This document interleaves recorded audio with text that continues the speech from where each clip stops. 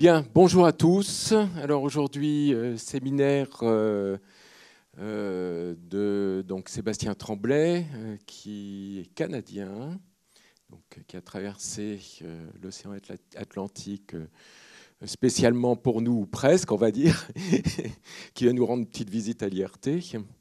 Donc, il va nous faire une présentation sur un partenariat pour la recherche et développement de solutions intelligentes aux problématiques de la ville.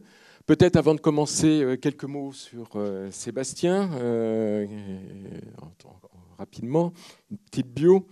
Donc, il est professeur à l'université de Laval, donc à Québec, c'est bien cela. Il a travaillé déjà en Europe puisqu'il est professeur honoraire aussi à l'université de Cardiff, au Royaume-Uni. Il est directeur d'un laboratoire qui s'intitule CODOT, donc qui est rattaché à l'université de Laval. Et il a été récemment, et c'est le sujet dont il va nous parler en partie, nommé directeur d'une unité mixte de recherche en sciences urbaines, qui est un consortium de partenaires du secteur universitaire, public, privé, dirigé par l'Université de Laval à Québec. Voilà, donc ces thématiques de recherche sont les enjeux de cognition et du comportement dans le but de maximiser la performance humaine et du bien-être dans une variété de domaines tels que la sécurité, au sens sécurité publique, la médecine d'urgence, les transports et le divertissement numérique. Voilà, donc son expertise est, je dirais, au carrefour des sciences cognitives, de la neuroergonomie et des facteurs humains. Voilà, donc il va nous parler de tout ça. Donc, je lui laisse la parole pour, il est déjà 14h10, bien pour une petite heure. Il sera, bien sûr, comme d'habitude, suivi d'une séance de questions-réponses et d'un café qui nous attend dehors à l'issue de l'exposé. Merci. Est-ce que je peux me passer du micro ou je suis mieux avec le micro? On m'entend bien? On m'entend bien? Parfait. Alors, bon, ça me fait plaisir d'être ici aujourd'hui.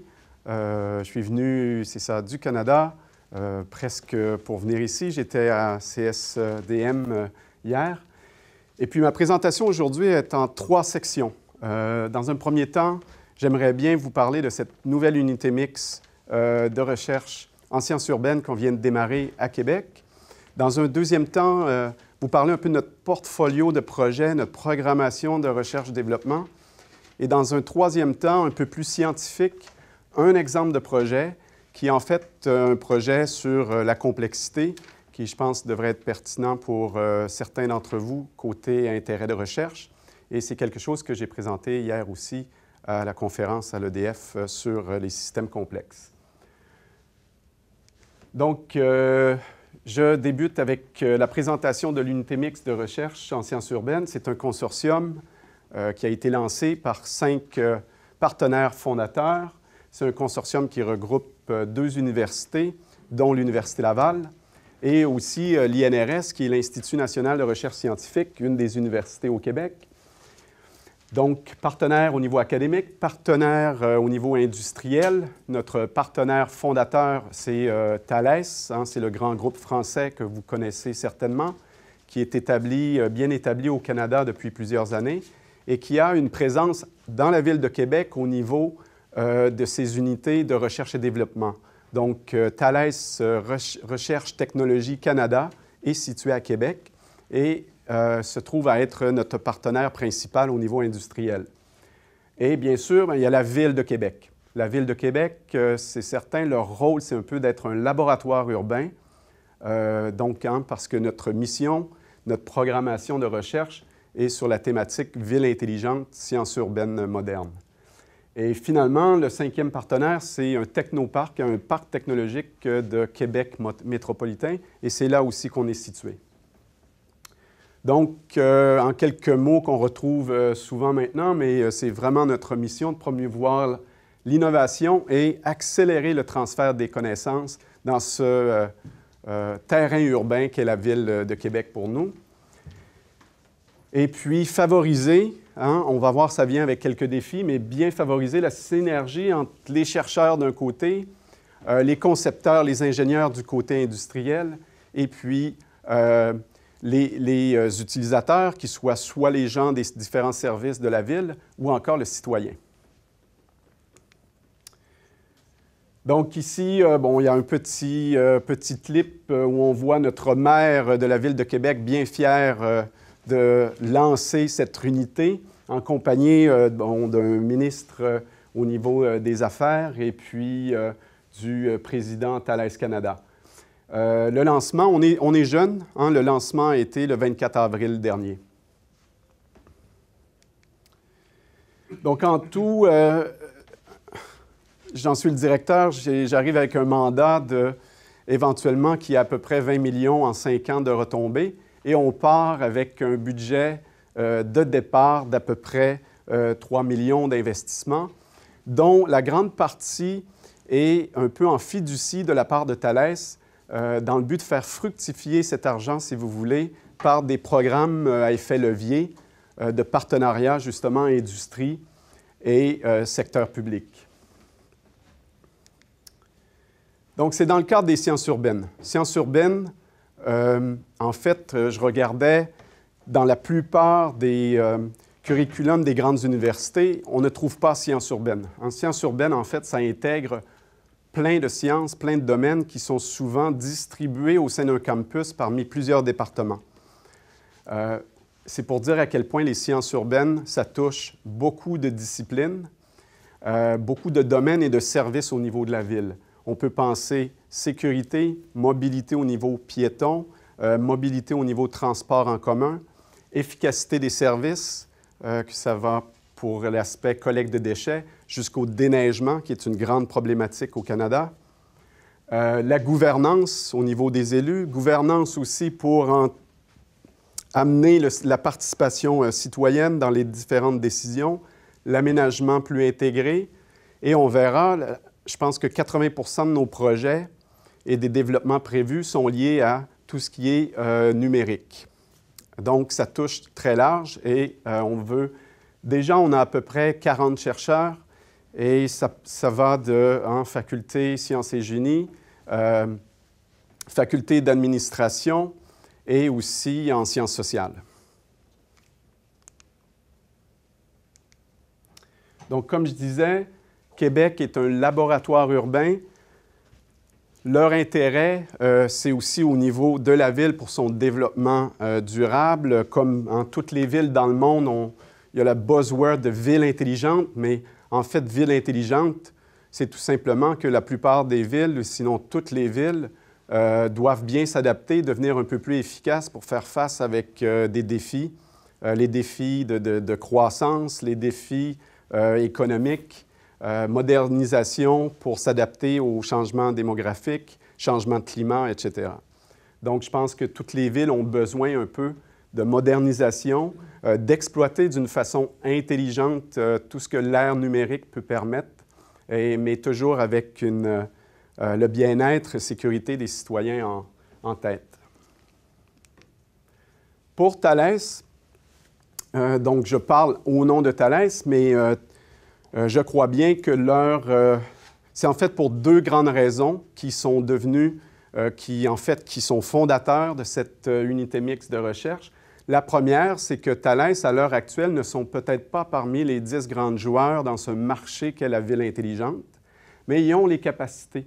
Ils ont les logiciels qu'ils ont utilisés dans le transport, dans la défense, dans la sécurité, dans beaucoup d'autres domaines de gouvernance, mais ils demeurent à les ajuster, à les intégrer pour le terrain urbain avec ses problématiques spécifiques. Aussi, avec l'ère numérique, l'exploitation des données massives, c'est une expertise qui est présente chez eux, mais jusqu'à présent, plus ou moins exploitée dans l'aspect urbain. Donc, c'était peut-être une des premières raisons pour laquelle ils étaient si motivés à développer cette unité de recherche avec nous. Et la deuxième, c'est que le 5e centre au monde de Thales côté R&D, le premier étant à Paris, il y en a un à Londres, il y en a un à Delft, à Singapour, et l'autre, le premier en Amérique, à Québec. Vous doutez que dès qu'il y a eu l'annonce, il y a eu un peu de lobbying de d'autres grandes villes en Amérique. Donc, de partir un grand projet, c'est une façon pour Thales de consolider leur présence avec nous. Donc, ça a permis aussi de faciliter une contribution, une participation au niveau du gouvernement. Le parc technologique qu'on voit ici d'une map aérienne, c'est là où on est situé. Mais le parc, ce n'est pas seulement un rôle d'hospitalité, mais c'est un rôle ici de catalyseur. Parce que dans le parc se trouvent une quarantaine de petites, moyennes entreprises liées un peu à ces problématiques air numérique et applications et services urbains et autres. Donc, le parc sert un peu de catalyseur par la proximité et la coopération qui existe déjà entre plusieurs de ces compagnies. Notre mission en termes de positionnement, on se situe un peu entre les laboratoires des chercheurs au niveau des campus universitaires et tout ce qu'il y a, qu'on voit beaucoup en Amérique et je crois de plus en plus en Europe aussi, tous ces programmes d'incubateurs, de facilitation pour les startups et aussi de vitrines technologiques qu'on appelle. Donc, des programmes qui permettent, par exemple, à un start-up, à une entreprise de tester un test pilote d'une nouvelle technologie, d'une nouvelle façon de faire dans un des écoquartiers de la Ville de Québec. Donc, à petite échelle, avec un financement de la Ville et du gouvernement, une entreprise peut déployer une nouvelle technologie pour un essai. Donc, nous, on se situe entre vraiment la recherche plus fondamentale des chercheurs au sein de leur laboratoire et ces programmes qui sont plus développement, prototypage et implémentation. On est vraiment en recherche et développement et on veut faciliter la transition et souvent, du moins en Amérique, il y a une certaine réputation. Les chercheurs sont tellement dans leur laboratoire, au sein de leur campus, ont une mauvaise idée de ce qu'est la vie réelle. Donc ici, on les aide, si vous voulez, à sortir et aller bénéficier du terrain urbain. Donc, dans les faits, au niveau conceptuel, je crois, qui est une des belles vocations de l'UMR. Mais c'est certain que ça vient avec des défis aussi de coordination entre tous les acteurs qui sont présents. Parce que entre, disons, nos chercheurs qui ont en tête la ville de 2050, qui ont en tête leur modèle à appliquer, et certains spécialistes de la ville dans certains services qui ont en tête un problème très immédiat, ou encore qui n'ont pas en tête aucun problème, c'est un peu un pont qui peut être des fois un peu difficile à faire là, côté terrain, côté pratique. Et aussi, il y a les PME, l'industrie, qui, on doit bien le comprendre, des fois veulent pousser un peu leurs solutions. Donc, à une même table, on a l'industrie avec leurs solutions, les chercheurs avec les idées du futur et la recherche plus fondamentale, et les enjeux de la ville qui sont très, très concrets et immédiats. Donc, on y parvient et ce qu'on veut, c'est qu'émergent des projets un peu compromis pour satisfaire les enjeux de la ville avec les expertises des chercheurs et les idées de recherche. Rapidement, dans les faits, on utilise un peu une grille qui permet d'essayer de mettre tout le monde un peu sur la même page. Certains d'entre vous sont peut-être familiers avec les échelles là, de TRL, la maturité scientifique, la maturité de développement d'une nouvelle technologie, d'une nouvelle idée. Et on part avec un aspect TRL, un horizon par rapport à la ville et les différents moyens de financement selon le temps requis pour obtenir le financement et la durée du financement, pour essayer de coordonner, de synchroniser là, les efforts et développer nos projets. Donc, jusqu'à présent, ça fonctionne bien, mais il a fallu faire beaucoup de recherches, en fait, en type de programmes qui peuvent être disponibles autant au niveau du Québec que du Canada. Donc, c'est une première partie un peu brève que je tenais quand même à vous présenter, qui est sur un aspect un peu plus logistique, administratif de ce qu'est l'unité mixte de recherche. Et si vous voulez en savoir plus, notre site Web est en ligne, en fait, depuis quelques jours. Pourquoi depuis seulement quelques jours? C'est une autre des petits défis que nous avons avec plusieurs partenaires et des fois des grandes entreprises. Il y a les départements légaux et des communications de tous et chacun qui doivent approuver un peu tout. Donc, c'est ça, 6 mois pour avoir notre site Web, mais c'est finalement en ligne. Donc, ce que j'aimerais pour une deuxième partie, ici avec vous, c'est regarder notre programme de recherche et développement avec des projets qui viennent de démarrer, mais aussi un aperçu de tous les thèmes et les projets à venir.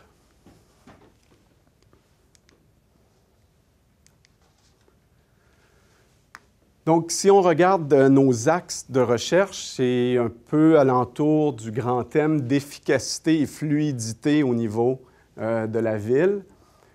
Ça passe par l'optimisation de tout ce qui est logistique urbaine allant des services de collecte de déchets, déneigement, mobilité, sécurité. Un autre axe, c'est gestion des ressources. Ça peut être la gestion des eaux, les ressources naturelles, mais il y a aussi l'énergie. Même si au Québec, c'est peut-être moins un problème que, par exemple, au Japon. Je faisais une présentation au Japon, et pour eux, la raison principale d'aller vers une augmentation d'efficacité, c'est leur problème en énergie. Mais ce n'est pas parce qu'on a accès à l'électricité sans problème qu'il ne faut pas déjà commencer à avoir une façon d'être un peu plus efficace dans la gestion. L'espace, encore là, l'espace, c'est pas au Québec qu'on en manque autant que dans d'autres endroits, mais au niveau de la ville, il y a déjà des problèmes d'espace. Et aussi gestion entretien des infrastructures. Ça, c'est un problème très présent à Québec au niveau de la gestion de l'entretien d'infrastructures. Troisième axe, si on veut, c'est tout ce qui est gouvernance, planification à long terme, par exemple en aménagement, mais à gouvernance, quelque chose qui malheureusement se fait peu jusqu'à présent, ou se fait par des moyens, je dirais, très traditionnels et peu efficaces, c'est encourager la participation citoyenne. J'arrive de Barcelone où il y avait le Smart City Expo et il y avait beaucoup de démonstrations, d'applications qui semblent très efficaces à solliciter davantage la participation citoyenne.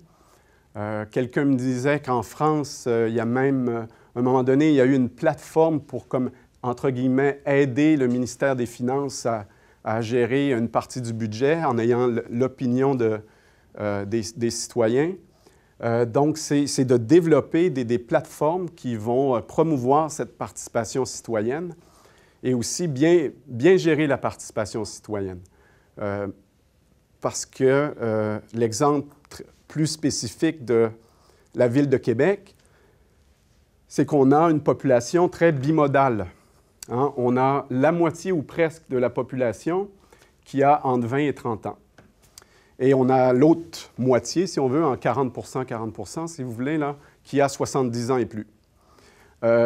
Donc, en termes de gestion du changement, tolérance à la nouvelle technologie, il y a des grands défis, parce qu'on a une moitié qui en veulent plus, qui adhèrent facilement et qui voient les bénéfices, qui sont de moins en moins résistants à cette phobie du Big Brother, parce qu'ils ils ont perdu un peu leur pudeur virtuelle, si vous voulez. Mais d'un autre côté, il y a les 70 ans et plus qui, dès qu'on leur demande accès à quelque chose, des fois accès, ils n'ont pas nécessairement même un téléphone, mais il y a vraiment cette résistance très, très forte. Donc, on est dans une ville où c'est très différent comme poids. Et jusqu'à présent, sur nos activités de participation citoyenne, de la façon que c'est fait, un peu traditionnelle, hein, dans le sous-sol d'une église, mais c'est un peu biaisé vers une des deux modalités de la population. Hein. Les 20-30 ans sont peut-être un peu plus occupés et c'est ça. Donc, il faut penser à des moyens qui vont aller rechercher un peu l'ensemble de notre population et peut-être trouver une solution à ces divergences très importantes en termes d'acceptabilité. Et puis tout ça, bien, ça vient avec le point un peu transversal, c'est de continuer ce changement de mentalité dans le développement de technologie pour que ça soit centré sur l'utilisateur. L'utilisateur peut être autant le end-user que l'utilisateur, le décideur, l'utilisateur d'une application au niveau d'un service de la ville. Hein, on en parle énormément. Je regardais juste les congrès sur tout ce qu'il y a de numérique. C'est rendu qu'il y en a tous les 2 semaines quelque part dans le monde. Des nouvelles revues. On en parle énormément. L'ère numérique avec aussi toutes les données massives. Mais il y a un potentiel énorme que si c'est bien exploité, hein, ça le dit, données massives, c'est qu'il y en a trop. Le défi, c'est comment les utiliser. Mais c'est peut-être, je crois, la clé pour le développement d'une certaine intelligence dans les villes. Vous verrez que peut-être 80% de nos projets sont liés à un aspect soit exploitation de données massives ou numérique de par des développements d'applications. Je reviens à l'aspect citoyen. Une approche qu'on adopte, qui n'est pas du tout nouvelle, c'est un peu cette approche sociotechnique d'une triade, où pour tout projet, autant pour le partenariat que l'on met en place que pour le travail d'analyse pour le démarrage de projet, on considère les 3 pôles, hein, qui sont le citoyen ou l'utilisateur d'un côté, les technologies ou les artefacts ou les procédures de l'autre, et l'activité. Hein, c'est quoi qu'on veut aider, qu'on veut améliorer, qu'on veut transformer. Donc, c'est toujours d'avoir en tête cette approche pour une mise en place de partenariat aussi. En sécurité, si on prend cette approche-là, bien, d'un côté, on a l'utilisateur, on a l'humain. Hein, si on parle de la gestion de réponses d'urgence, l'aspect humain, ça va être les limites au niveau cognitif, la capacité de prise de décision rapide, la résistance au stress. Côté activité, mais ça va être nos experts de la police, des services d'intervention qui vont nous aider à bien analyser et modéliser leur travail, comment se fait toutes leurs activités. Et d'un autre côté, on a des partenaires qui, eux, sont des développeurs d'applications potentiellement utiles pour soutenir cette activité de réponse d'urgence. Donc, vous voyez, autant on peut avoir, disons, le service de police de la Ville de Québec, Thales ou une PME qui s'appelle Emergencies qui travaille dans la répartition des ressources en gestion d'urgence, et de l'autre côté, des chercheurs avec une expertise sur la décision humaine sous le stress. Donc, vous voyez, toujours en respectant cette approche de triade. Donc, premier projet sous un thème un peu large de logistique urbaine. On a un projet déjà avancé qui s'appelle Mobilisig, qui combine un aspect plus traditionnel de mobilité pour les personnes à mobilité réduite avec la réalité augmentée et via une application qui va combiner une approche bottom-up un peu à la Google avec une approche à la Waze. Je ne sais pas s'il y en a qui sont familiers, où là, c'est plus les informations de tous les utilisateurs qui viennent, en intégrant ces 2 sources et avec des lunettes de type Google, vont permettre à la personne, disons, en fauteuil roulant, de se promener sur les trottoirs et les avenues en étant avertie de non seulement le trafic, mais est-ce qu'il n'y a pas un trou, un obstacle, un petit barrage sur l'aspect piétonnière aussi. Donc, réalité augmentée, encore là, aller chercher des données de 2 sources, intégrer tout ça pour aider à la mobilité. Dans le transport, une volonté à Québec, même si c'est une plus petite ville, on prévoit que d'ici 2030, le service en transport en commun actuel ne pourra plus du tout suffire à la demande. Il y a eu un projet initial de construction d'un tramway, mais les coûts dépassent de beaucoup, disons, le budget et l'intention de dépenses de la ville. Donc, il y a en ce moment une étude de faisabilité de faire un tramway que j'appelle un tramway numérique. Donc, c'est le même principe de service que le tramway, mais au lieu de l'infrastructure physique du tramway, on a ici des convois d'autobus qui, grâce à la lecture optique, à l'exploitation de différents capteurs, vont pouvoir, en fait, voyager en convoi et arriver à certaines plateformes avec, disons, la douceur d'un tramway et doubler, tripler le service qui est actuellement là, un autobus à la fois. Donc, c'est un des projets. En soi, ce n'est pas quelque chose qui est si innovant. Hein. C'est des projets que l'on voit déjà apparaître dans plusieurs villes en Asie, aussi en Europe. Mais au Québec, on a un défi qui est absent dans les autres villes où ça démarre, c'est que c'est notre climat. Avec la neige, tout de suite, il y a 2 des 3 grandes technologies de lecture optique qui ne fonctionnent plus. Donc, il va falloir vraiment une fusion et une approche multicapteur pour compenser le problème de la neige, la pluie, le froid sur la route, cette route numérique, ce trajet numérique. En termes aussi, bon, j'ai parlé de collecte de déchets et déneigement. En termes d'utilisation ici, utilisation de données disponibles par différents capteurs bien situés. En termes d'optimisation, c'est exactement la même recette. Nous avons 2 chercheurs experts en recherche opérationnelle qui, au niveau développement d'algorithmes et exploitation, que ce soit la neige ou les déchets, c'est exactement la même recette. Et tout de suite là, ça donne un exemple d'un petit défi qu'on a eu avec la ville, c'est qu'au niveau de la ville, c'est 2 départements totalement différents qui gèrent ça.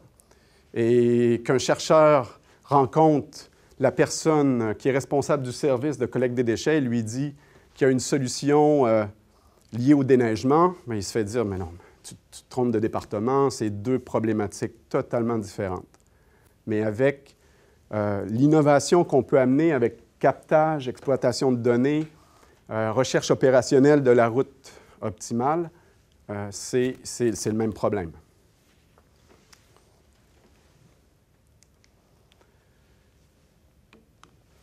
Utilisation de drones. L'utilisation de drones, elle est multiple.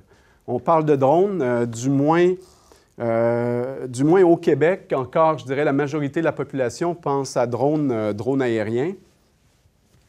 Je ne sais pas en France, mais au Québec, au Canada, je parlais tantôt de cette phobie Big Brother. C'est encore très présent.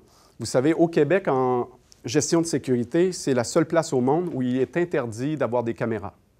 Dans la ville de Québec, par exemple, il n'y a aucune caméra pour la surveillance publique. C'est interdit. Donc, pour la gestion d'événements, par exemple, il faut que la police obtienne un mandat spécial d'un juge pour temporairement installer une caméra à une intersection. Mais vous doutez que le temps qu'ils obtiennent ça, bien, ceux qu'on veut surveiller, ils sont rendus ailleurs. Et en fait, quand il y a des grands événements, comme vous avez peut-être entendu parler de notre festival d'été sur les plaines d'Abraham, qui a la population est x10 pendant une semaine, mais la police doit exploiter le réseau de caméras des grandes chaînes télé. C'est leur seule façon de faire le suivi des opérations. Donc, on part de très loin en termes d'acceptabilité de drones. Je pense que ça va prendre encore quelques temps avant qu'on puisse, au niveau sécurité publique, exploiter des drones aériens. Mais d'un autre côté, vous savez, hein, il y a différentes opinions sur l'exploitation de drones aériens. Il y a beaucoup de promesses, mais déjà, on peut voir que ce qu'Amazon nous promet avec la livraison, hein, si on analyse de façon un peu plus poussée, on voit que c'est un modèle d'affaires qui pourra pas suivre une croissance, là. Mais drones, il y a toutes sortes d'autres drones. Il y a les petits drones serpentins que vous voyez en haut à gauche. Il y a un projet qu'on aimerait bien démarrer où, avec un projet de recherche-développement, on veut en arriver à avoir des mini petits drones comme ça qui se promènent dans les tuyaux de la ville. Et en fait, ils vont passer toute leur vie dans les tuyaux. Et leur but, c'est, avec des capteurs, de détecter avant qu'un tuyau brise ou avant qu'il y ait une certaine inondation, de détecter s'il y a un besoin d'entretien. Donc, il y a plusieurs utilités possibles à l'utilisation de drones. Une autre utilité, c'est de combiner les drones et aussi les caméras pour faire du mappage 3D. Le mappage 3D, en tout ce qui est géomatique, a beaucoup d'applications, autant pour la planification, la simulation, la sécurité.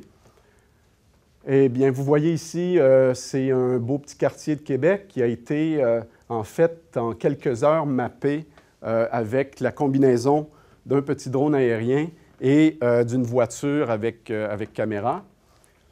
Et ce qu'on peut ajouter éventuellement, c'est aussi des capteurs, par exemple, de chaleur, de déflagration et autres, qu'on peut penser très utiles pour une intervention de type pompier ou de type sécurité.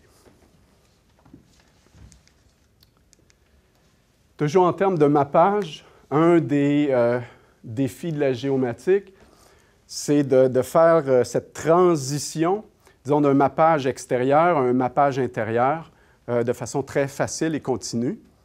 Il y a différents moyens qui peuvent être exploités, justement, par les téléphones d'un peu tout le monde, en ayant aussi des volontaires qui pourraient se promener, accepter pendant quelque temps de se promener avec une tablette à caméra, par exemple, dans leur environnement.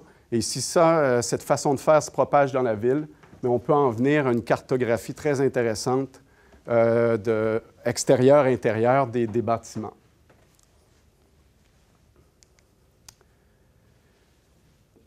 La biométrie. On parle beaucoup de capteurs physiques, mais il y a beaucoup le captage au niveau de la physiologie humaine. Je dis biométrie, état et capteur. Vous voyez, ça, c'est des travaux qui, par rapport à mon expertise plus personnelle, ça vient en fait de collaboration avec l'ISAE à Toulouse, qui au départ était on continue encore, mais développer un cockpit intelligent avec une équipe menée par Frédéric Dehaye à Toulouse. Et puis, c'est la mesure en continu de l'état fonctionnel du pilote en vol. Et cet état est monitoré et suivi par la sudation de la peau, le débit de respiration, la fréquence cardiaque, le mouvement oculaire. Et puis, toutes ces données, si vous voulez, sont fusionnées, comparées avec un monitoring de l'état situationnel de l'avion et pour, en fait, déclencher des interventions ou un niveau d'autonomie du pilote automatique. On peut penser à des situations très dramatiques qui sont produites comme le pilote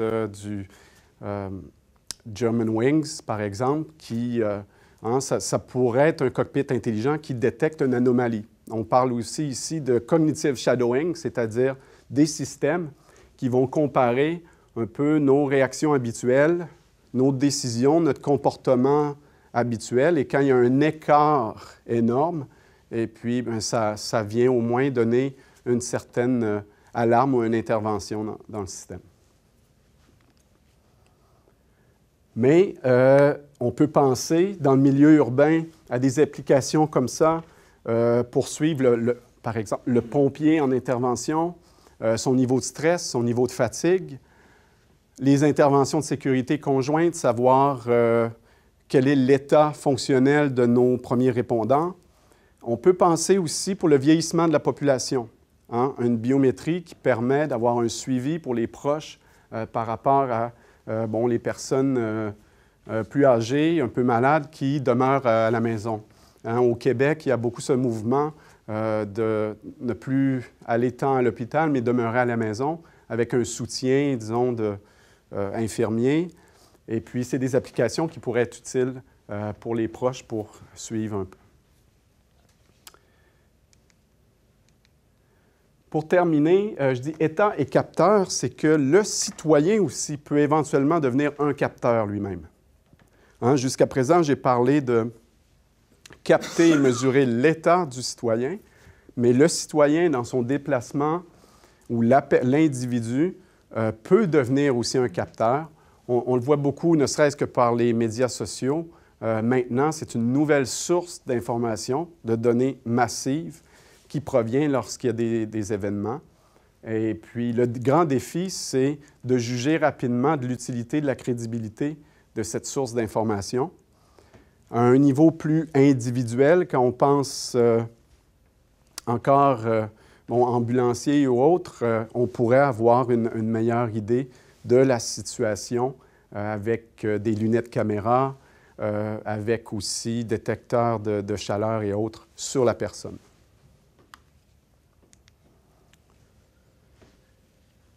Sécurité publique, surveillance, on a des projets aussi, ça touche autant le niveau infrastructure, gestion d'événements, le trafic, mais aussi avec données massives, ère numérique, on parle beaucoup de cybersécurité, de cybersurveillance.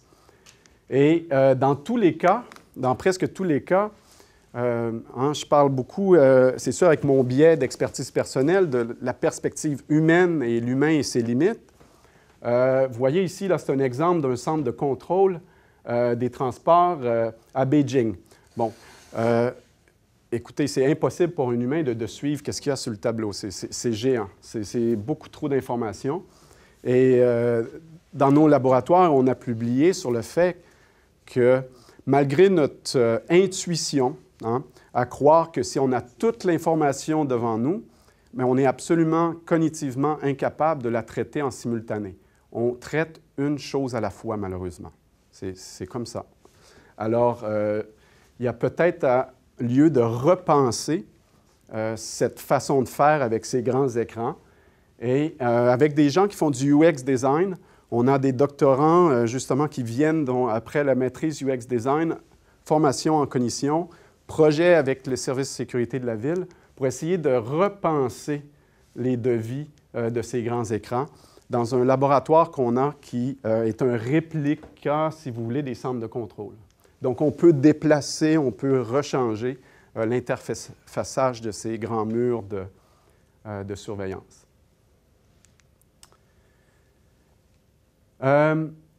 Ici, c'est la simulation. Toujours un peu l'aspect sécurité, mais très utile aussi en planification d'emménagement. Vous voyez, c'est un clip, en fait, de services policiers, pompiers, ambulanciers qui viennent au laboratoire pour une simulation avec un outil très réaliste, mais qu'on a transformé dans notre laboratoire pour un aspect recherche et qui potentiellement, éventuellement, via un programme vitrine, comme je parlais au tout début, parce que là, on a fait la recherche, on voudrait vraiment le tester en termes d'utilité pour la sélection de personnel et aussi la formation de personnel. Donc, c'est une simulation qui devient un peu un jeu sérieux, très engageant pour pas les premiers répondants, mais ceux qui y gèrent dans les centres de commandement-contrôle, pour faire aussi, bon, j'ai dit formation, sélection, mais aussi du what if. Beaucoup les services d'intervention vont essayer de planifier, faire des scénarios, et aussi les leçons apprises. Bon, s'il y a eu un événement qui a été mal géré au niveau de, je ne sais pas, un accident de la circulation, qui a eu des répercussions, ou encore, bon, au Québec, il y a des fois des grandes tempêtes qui vont être mal gérées, mais on peut la scénariser et revoir, réapprendre comment mieux réagir. Donc, je parlais de formation. Au Québec, la formation pour les premiers répondants, elle se fait au niveau collégial, le collégial qui est un peu entre le high school et l'université. Et dans la région de Québec, on a un centre collégial technique sur premiers répondants, donc ils sont collaborateurs avec nous pour essayer rapidement d'implémenter des nouvelles façons de formation.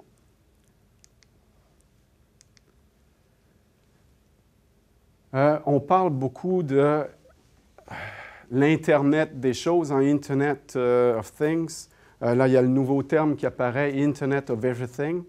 Il y a quelques semaines, j'entendais un conférencier parler de IoT to H, Internet of Everything to Human. Donc, on parle beaucoup de ces objets connectés, de ces nouveaux réseaux avec beaucoup de sources d'informations, mais il y a l'humain. Il y a toujours l'humain qui est quelque part, qui doit exploiter, traiter cette information et prendre une décision.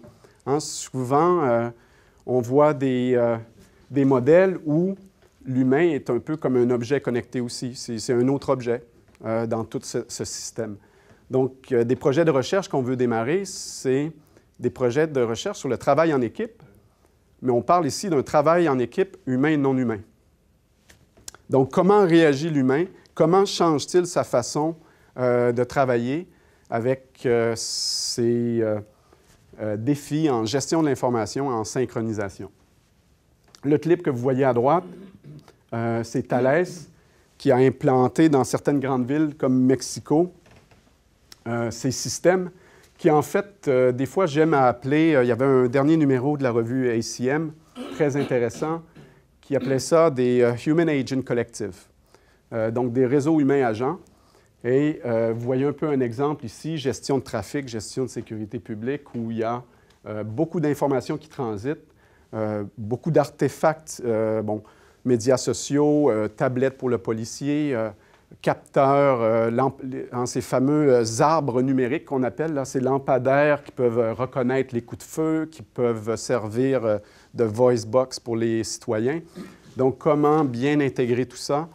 Et il y a un défi aussi de revoir le rôle des humains qui sont au sein d'un système comme ça. Gestion des ressources. Donc, même si on parle ici de ressources, énergie, on va voir ressources naturelles, on demeure beaucoup quand même dans l'exploitation numérique. À droite, vous voyez ici, au Japon, ils sont très, très, très avancés. Au Québec, l'électrification des transports et au niveau utilisation, par exemple, de batteries et tout ça, de réseau, on n'est pas encore très avancé. C'est peut-être parce qu'on en a moins besoin pour l'instant.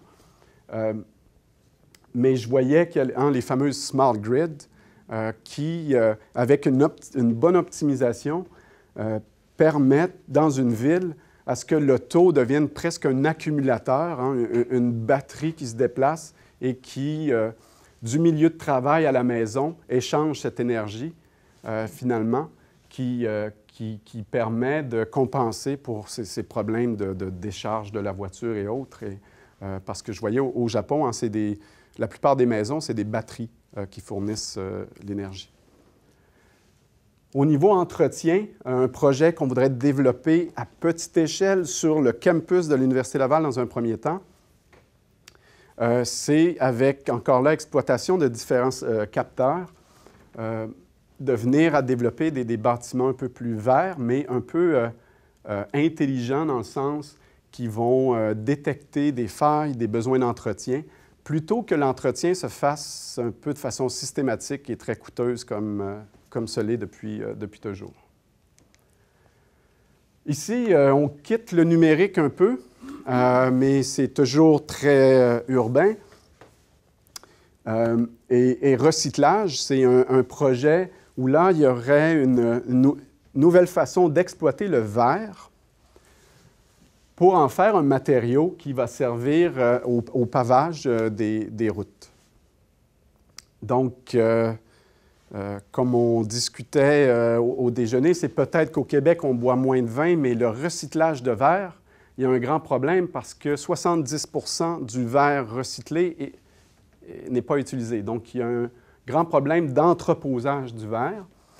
Donc, un projet comme ça, ça potentiellement amener un matériau plus efficace et en plus qui va venir utiliser tout le verre et enlever ce problème d'espace, d'entreposage. Le camion que vous voyez là, c'est grâce à une chaire de recherche à un de nos experts. C'est un camion qui a un mécanisme par lequel, en 24 heures, ça permet de tester la résistance, la résilience d'une chaussée pour l'équivalent d'un an de trafic d'autoroute. Donc, je ne sais pas exactement qu'est-ce que le camion fait à la base, là, mais c'est ça. C'est vibration et tout, changement de chaleur. Et en 24 heures, c'est l'impact sur un matériau, l'équivalent de, je ne me rappelle plus exactement la fréquence, mais l'équivalent d'un an d'autoroute en termes de passage de voiture. Fait que vous voyez ici, c'est un exemple où on a un projet qui émerge avec un expert qui a présenté ses moyens, ses outils, ses connaissances qui étaient totalement inconnus de gens de la ville et d'une entreprise, Cascade au Québec, qui est bien connue, qui ne savait pas trop quoi faire avec sa nouvelle façon d'exploiter le verre. Gestion des eaux et données massives, c'est un autre projet qui vient de débuter. Depuis peut-être 15 ans, au niveau de la ville, il y a une accumulation de données sur les débits d'eau. Il y a beaucoup de différentes sondes qui accumulent des données aussi par rapport à l'érosion, le déplacement des eaux, la qualité des eaux. Et jamais que ça a été analysé, jamais que ça a été exploité. Donc ici, on a un projet pour faire il y a le terme là, Predictive Data, Big Data Analytics, mais c'est de l'appliquer à toutes ces données. Et ça, c'est un exemple aussi d'aspect transversal. C'est qu'on a ici Thales et d'autres petites entreprises très, très intéressées par ces solutions Big Data, ce développement d'applications analytiques, mais absolument pas intéressées au marché de gestion des eaux. Fait que pour eux, c'est un use case qui, après, va servir pour appliquer ça à d'autres domaines. Donc, c'est le projet. En gouvernance, vous me direz côté temps, où j'en suis? Il reste 15 minutes? Parfait. Alors, la gouvernance, je vais passer rapidement parce que ma troisième section, c'est en fait sur la gouvernance, mais il y a beaucoup d'applications qui servent. Ici, les deux exemples, c'est des exemples d'aide à la décision, que ce soit du jugement, les techniques là, de jugement multicritère. En aménagement, c'est très, très, très important.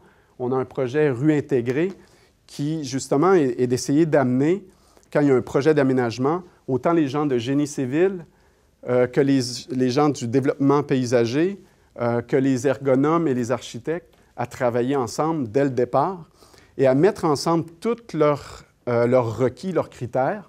Et on pense qu'un outil d'aide à la décision multicritère pourrait être une bonne façon de les aider à prendre une décision le plus objective possible et qui tient compte le plus de tous ces critères, des fois avec des buts qui peuvent paraître contraires ou en conflit. Je passe rapidement, c'est en fait le jeu des maires qui a été développé en Hollande et qui est utilisé en fait comme un concours entre différents maires, entre différentes villes. Et c'est un peu un jeu sérieux de gouvernance, mais qui est utilisé dans quelques pays maintenant un peu comme formation pour les décideurs au niveau urbain.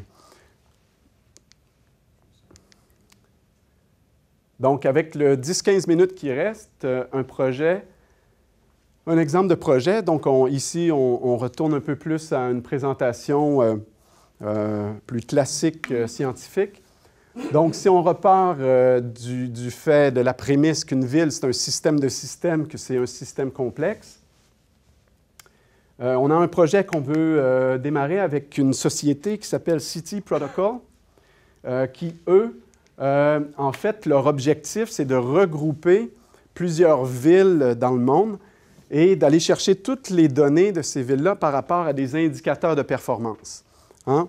Une problématique récente, là, qui essaye de rendre un peu plus systématique cette vision de ville intelligente, c'est d'identifier des indicateurs, autant au niveau bien-être citoyen qu'au niveau développement vert, environnement, qu'au niveau économique et productivité énergétique. Donc, ce qu'on aimerait, c'est avec ces indicateurs, d'en faire des objectifs dans un jeu sérieux qui permettra autant l'aide que la formation pour la gouvernance. Mais ça mène, en fait, on a eu une série de projets dont la conclusion est un peu pessimiste par rapport à la capacité humaine à comprendre des systèmes complexes. Avec le temps qui reste, j'espère justement vous montrer un peu à quel point il y a un mur de la complexité. Il y a vraiment une limite fondamentale, computationnelle, chez l'humain, à comprendre un système complexe. Et le premier point à retenir, c'est qu'une complexité, ce n'est pas compliqué. Hein? C'est très différent. Quelque chose peut être très compliqué, mais absolument pas complexe. Quelque chose de compliqué, ça s'apprend éventuellement. C'est quelque chose qui peut être connu, paramétrisé avec une certaine certitude. Par contre, le complexe, c'est quelque chose qui va seulement pouvoir s'apprendre de façon partielle et avec des propriétés qui lui sont très spécifiques.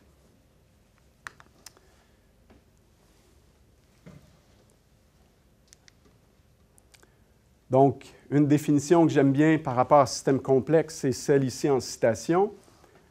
En gros, ce qu'on veut dire, c'est dans un système complexe, c'est non seulement la quantité d'options, la quantité de facteurs, mais c'est leur interrelation qui est souvent non linéaire. Et donc, l'évolution aussi est dynamique, c'est-à-dire que la situation évolue, que l'on agisse ou pas sur la situation. Hein? Donc, même si un décideur ne prend aucune décision, la ville, les finances, l'économie, tout ça, ça continue d'évoluer. Et encore plus problématique, c'est que nos décisions, leur impact, c'est totalement inconnu à quand l'impact va en fait être notable. À quel moment que l'impact va se voir. On le voit en politique. Je pense que, oui, la démocratie, mais on a des mandats beaucoup trop courts pour faire face à la complexité. Hein? Des fois, il peut y avoir un gouvernement qu'en 4 ans, ils ont eu l'air de prendre des mauvaises décisions, mais c'est non linéaire. Au départ, il y a peut-être un impact négatif sur l'économie, mais 8 ans plus tard, c'était exactement la bonne décision pour être en bien meilleure position.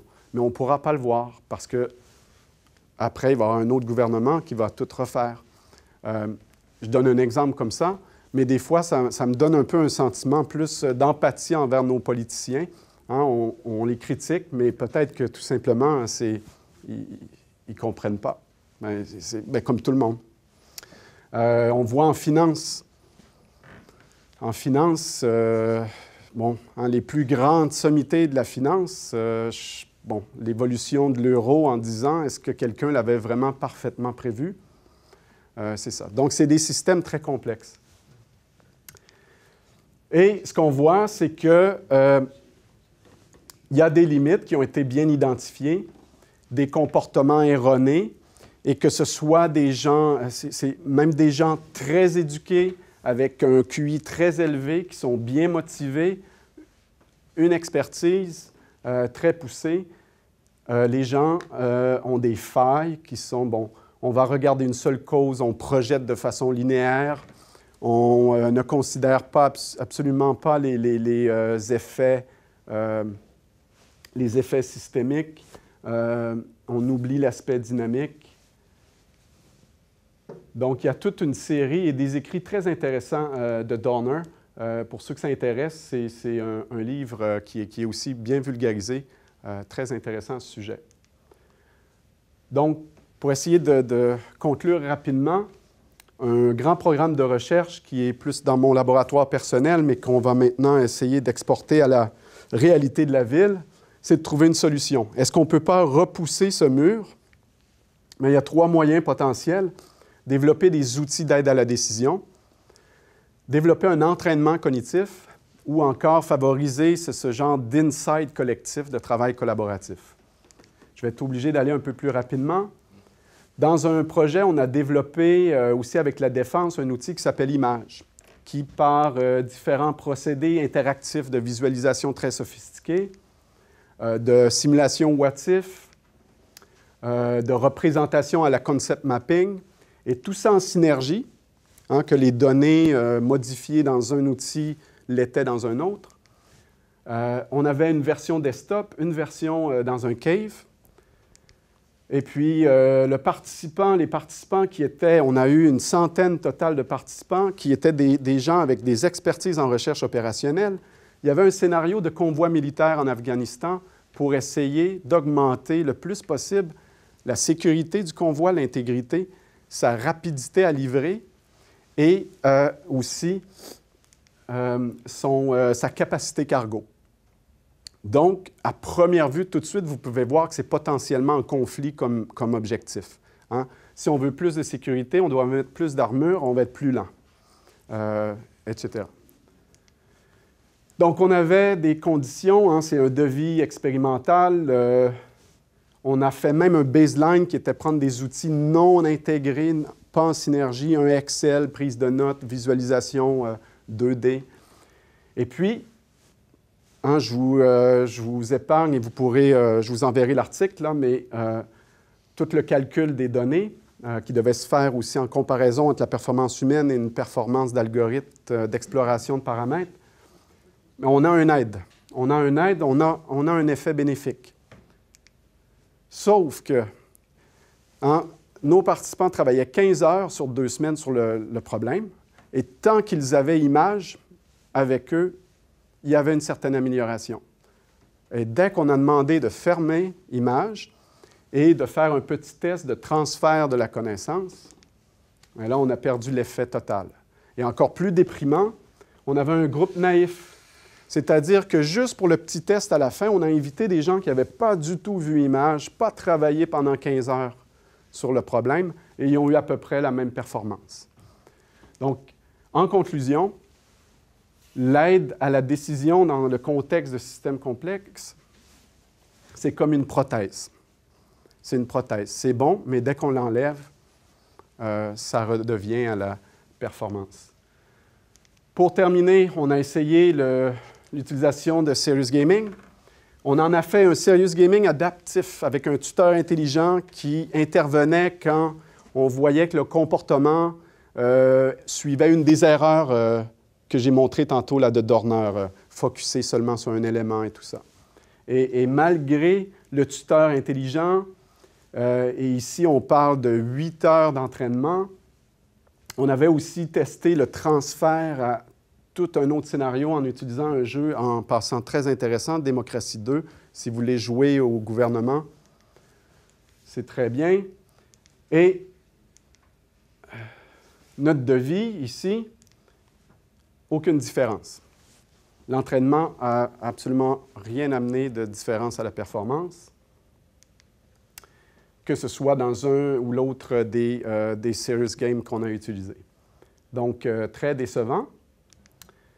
Pour terminer, Collaborative Sense Making. On s'est dit peut-être que là, il y a quelque chose parce que je ne sais pas si vous avez vu, mais à voir, il y a avec un jeu en ligne à multijoueur qui s'appelle Fold It, il y a des étudiants au collège américain qui ont résolu un problème de protéines qui était irrésolu depuis de longtemps. Et en jouant Fold It en multiplayer, ils l'ont résolu. Donc, il y a un aspect intéressant de Collective Insight qu'on a voulu exploiter dans notre training en les faisant jouer en équipe. Et c'est là qu'on a un petit bénéfice d'à peu près 6 % de la performance. Donc, pour conclure, il y a un mur de la complexité. Les outils d'aide, dont plusieurs existent, semblent être des prothèses. L'entraînement peut servir peut-être à la métacognition, au moins de rendre les décideurs conscients de leurs limites. Mais bon, la recette, c'est quoi? C'est peut-être préserver une petite formation de métacognition, un entraînement adaptatif, mais collaboratif. Et c'est peut-être là qu'on pourra avoir un petit gain. Mais il faut garder en tête qu'il y a vraiment un mur de la complexité et on va nager dans la complexité avec l'ère numérique et tout ça. Donc, c'est à garder en tête pour le développement de système. Voilà.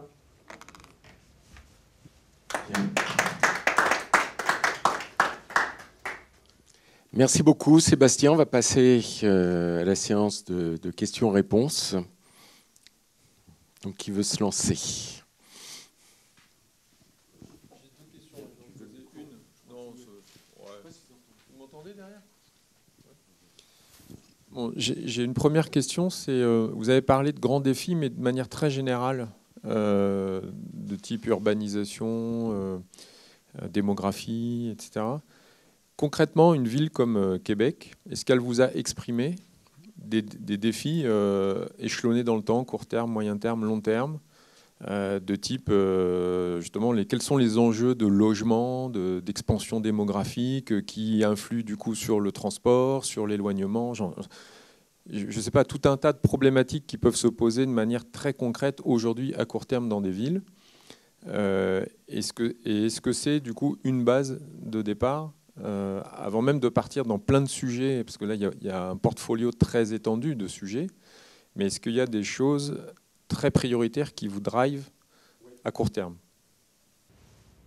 Ce que j'ai présenté, c'est davantage les thématiques et je dirais la capacité d'innovation de notre groupe de chercheurs. Et tout ça va être filtré selon les enjeux prioritaires, c'est certain. Comme pour 2016, on a 5 projets sur à peu près 30 potentiels qui vont démarrer et c'est en lien direct avec les enjeux de la ville. Par contre, ce que je vois déjà et que je souhaite qui va survenir encore plus, c'est on peut aider la ville à voir les problèmes. Des fois, de parler à certains chercheurs qui, justement, ont une expertise dans l'analyse un peu sociétale à plus long terme, mais ça permet d'identifier des problèmes que peut-être la ville n'a pas prévus. Fait qu'il y a cet aspect-là aussi. Alors ça fait le pont, après je passerai le micro à quelqu'un d'autre s'il y a une autre question. Ça fait le pont avec ma deuxième question, c'est est-ce que justement par rapport à ces grandes thématiques et ces capacités d'innovation, vous avez réfléchi ou structuré des axes de mutualisation justement par thématique? Vous avez parlé big data, il y a des problématiques de visualisation, des problématiques d'aide à la décision. Est-ce que dans votre groupe de chercheurs, vous vous êtes naturellement ou structurellement organisé par domaine de compétences? Est-ce que vous avez identifié des axes de mutualisation qui peuvent être communs justement à plusieurs sujets, à plusieurs défis, plusieurs enjeux? Et si oui... Je donne l'exemple. On a un chercheur en fait, qui vient de Google. C'est une sommité en recherche opérationnelle. Mais lui, bon, comme je disais tantôt, l'exemple, aux yeux de la ville, le problème de déneigement et le problème de collecte de déchets, c'était deux choses totalement différentes. Mais c'est grâce à lui qu'il, peu à peu, il voit et accepte que, oui, on va donner fournir les données aux mêmes chercheurs et oui, on va collaborer. Hein. C'est deux directeurs de service qui ne se parlaient jamais, jamais. Donc, c'est via le chercheur un peu qu'il y a eu cet aspect transversal. Dans les données massives, le campus de l'Université Laval et aussi à Montréal, il y a un grand centre qui va démarrer d'exploitation de données massives, mais c'est déjà très multidisciplinaire. Hein, on va voir des gens plus algorithmes, des gens plus senseurs et des gens un peu plus, disons, avec mon type d'expertise, visualisation, interfaçage et tout ça.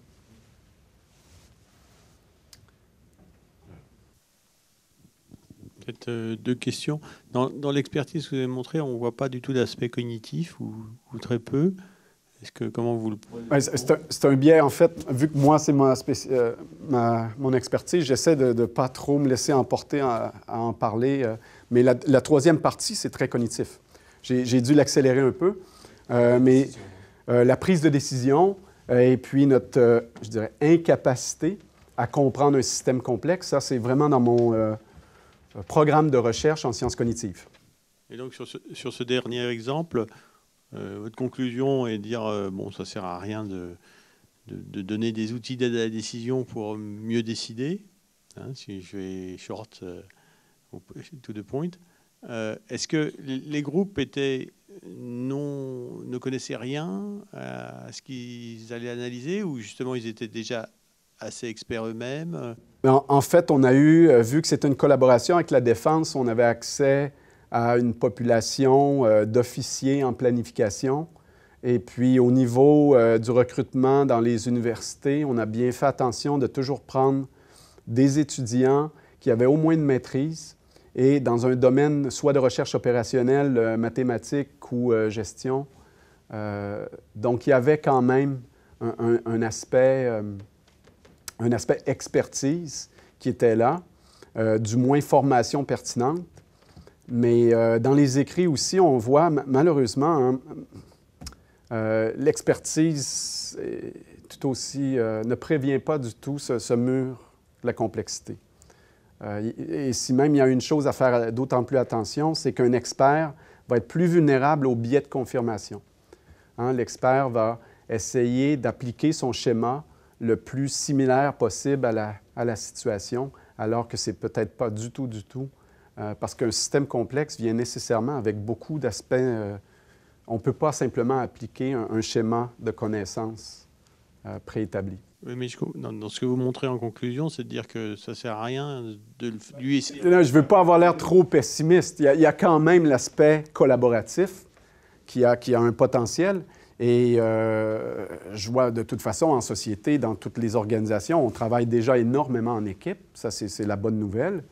La prothèse, c'est quand même une prothèse. Il faut juste être au courant que cette connaissance, une fois que la prothèse n'est plus là, eh bien, on n'a pas la capacité cognitive computationnelle pour bien comprendre ou expliquer le système à quelqu'un d'autre.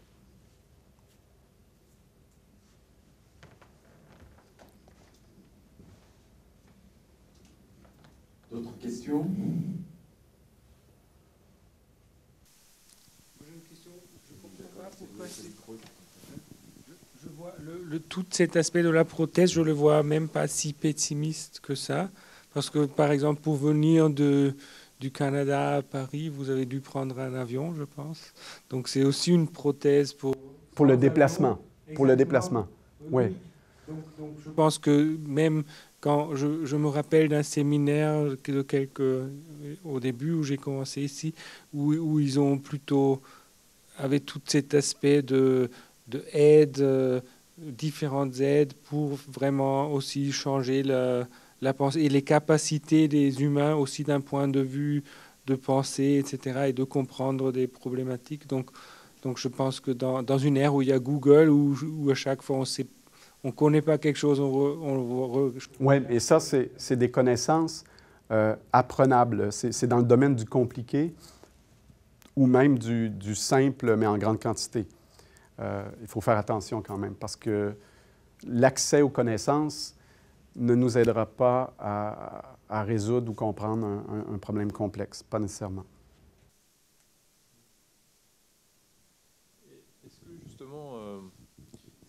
Est-ce que justement vous avez essayé d'appliquer la modélisation des systèmes, ce qui est utilisé dans les systèmes complexes industriels, type avion? Ah oui, bien, vous avez vu, il y a un des outils, c'était ça, c'est un outil de modélisation. Voilà, mais est-ce que... oui, d'accord. Donc avec une logique de systémique pour comprendre les interactions entre les différents acteurs, les différents composants du système, avec cette vision globale, et après d'en sélectionner un petit peu les contraintes ou les chemins critiques, les interactions les plus complexes. Oui, mais il ne faut jamais oublier que jusqu'à un certain point, peu importe le modèle, peu importe l'algorithme, il y a un humain quelque part qui a initié son développement. Donc, par exemple, dans le problème complexe qu'on avait, c'était pas purement, en fait, juste pour le scénariser, on perdait tout de suite, on n'avait pas la bonne réponse parce que la complexité, elle a émergé de l'ensemble de paramètres qu'on a définis. Et puis, même avec une simulation d'1 million de runs pour aller explorer l'espace solution, si vous voulez, on n'arrivait pas à, disons, à des performances maximum. Et puis ça, c'est des algorithmes qui sont pas intelligents. Hein. Ils vont un peu de façon pseudo-aléatoire aller tout tester. Fait que dans ce sens-là, il faut faire attention. Ces algorithmes-là ne peuvent pas être nécessairement une solution, parce que ce n'est pas dans tous les champs de décision qu'on peut se permettre d'y aller aléatoire et de tester. Une question derrière. Toujours dans le cadre de collaboration entre plusieurs parties prenantes de différentes disciplines et de différents intérêts,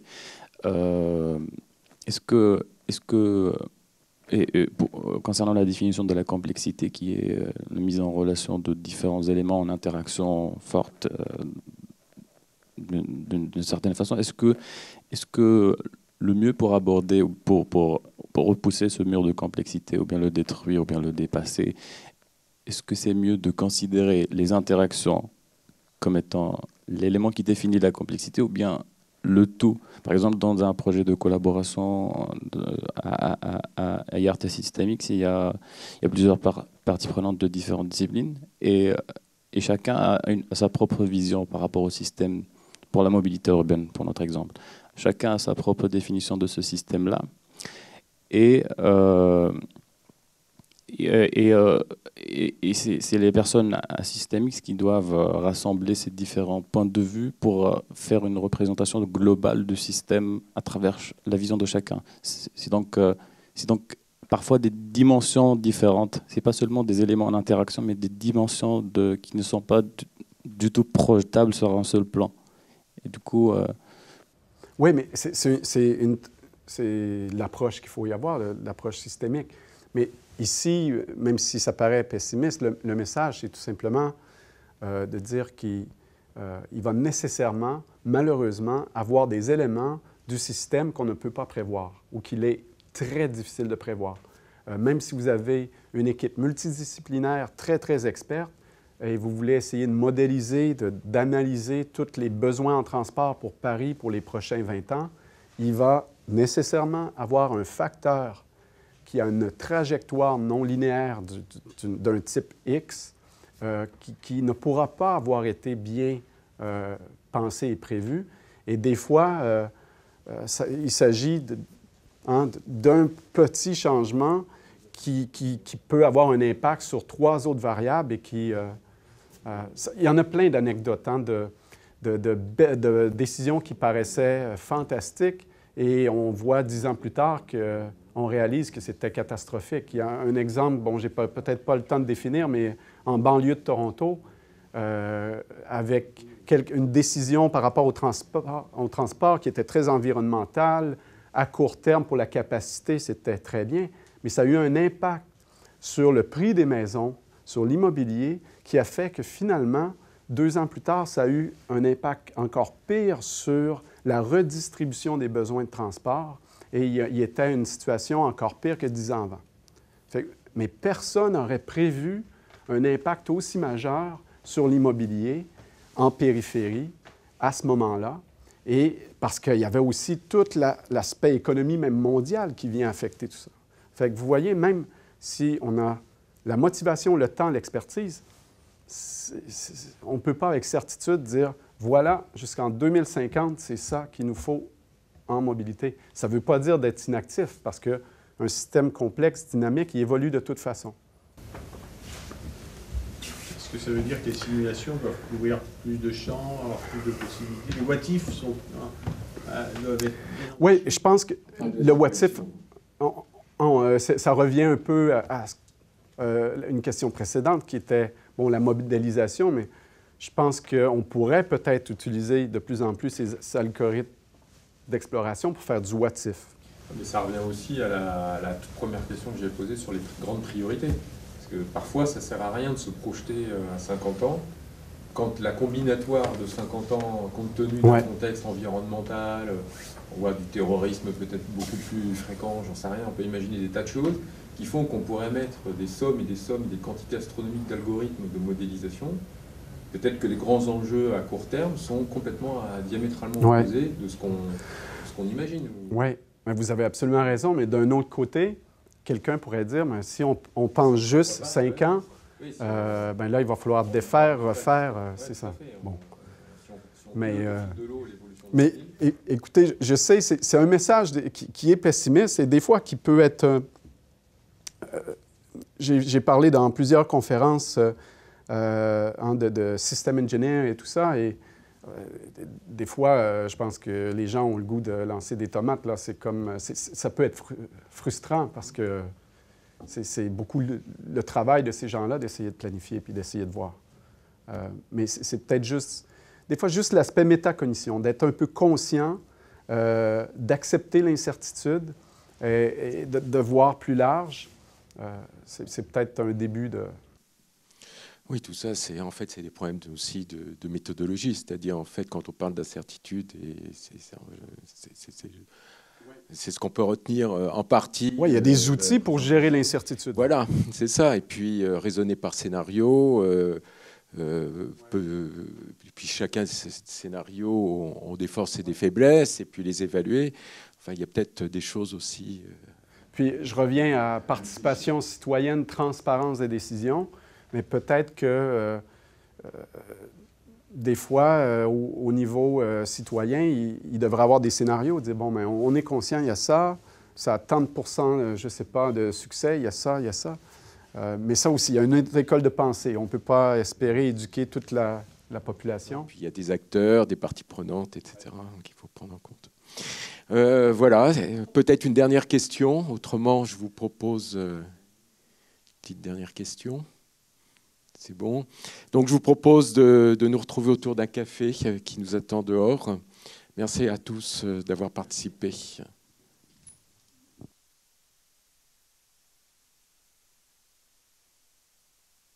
Merci. Ça fait plaisir. Allez.